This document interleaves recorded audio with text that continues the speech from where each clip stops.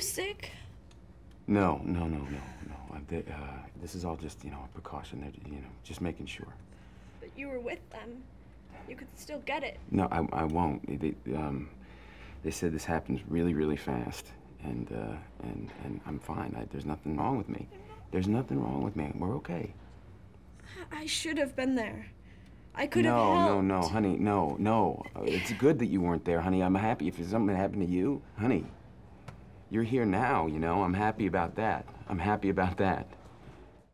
All right, so this movie was so scary, but not in a chop your head off kind of way, like in such a real way. Yeah.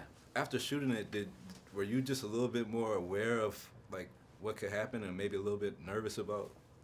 Definitely. My whole family washes their hands more now. But the germs are kind of, they're a part of life, and and you need them to build up your immunities, and we live in New York City, and part of that life means kind of sharing community spaces, and so I think our awareness is up, but we're not kind of unreasonably scared. Yeah, but it's a little extra for you, because I'm sure people meet you, see you all the time, and want to shake your hand because they love all your work and everything. And you have to interact with people a lot different. Do you think that, maybe just people being aware this might change some of societal norms, like shaking hands all the time and stuff like that? I don't know. Lawrence has that line at the end, which is great, about shaking hands, about where it came from and why we do it, and it's essentially a really dated practice. There's no reason for me to show you that I'm not carrying a weapon. Right. I think that's assumed, right? Right. So, but still, we do it. We're creatures of habit and culture, and so, I don't see that really changing. The drug ribavirin has been shown to be effective against this virus. Yet, Homeland Security is telling the CDC not to make any announcements until stockpiles of the drug can be secured. Well, Dr. Gupta, there continue to be evaluations of several drugs. Ribavirin is among them. But right now, our best defense has been social distancing. No handshaking, staying home when you're sick, washing your hands frequently. Let me bring in Alan Crumwoody into this debate as well. Alan's a freelance journalist. He was the first to track the Shinko Busman video. Alan, today on Twitter, you wrote that the truth about this virus is being kept from the world by the CDC, by the World Health Organization, to allow friends of the current administration to benefit from it, both financially and physically. There are therapies we know are effective right now, like forsythia, and they don't even appear on the CDC website. On your blog, you also wrote that the World Health Organization is somehow in bed with pharmaceutical companies? Because they are. That's who stands to gain from this. They're working hand in glove.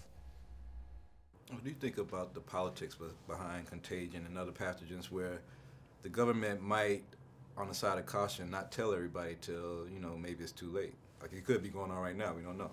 Well, I think the media would be a big part too, because how that was framed to people would dictate really what the outcome might be.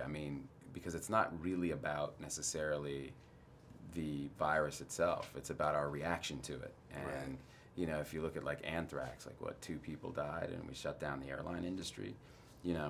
That panic is potentially a lot more lethal than the actual virus, or could be. Right.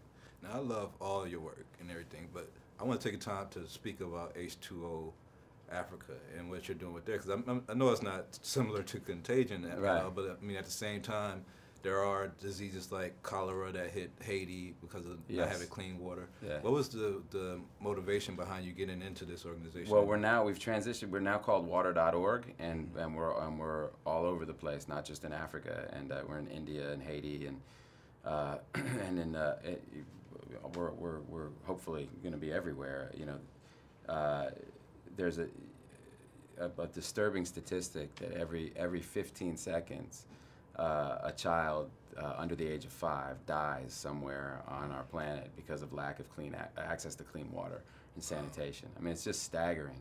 4 kids a minute are dying, and for a reason that it's really hard for Americans to relate to, because we've never had the experience of not having water. I mean, if you need water, you go to the faucet and turn it on, or there's water fountains in the parks. There's there's an abundance of clean water for us, and so even getting people to understand that this is a reality for so many people on our planet is kind of the first hurdle we have to clear.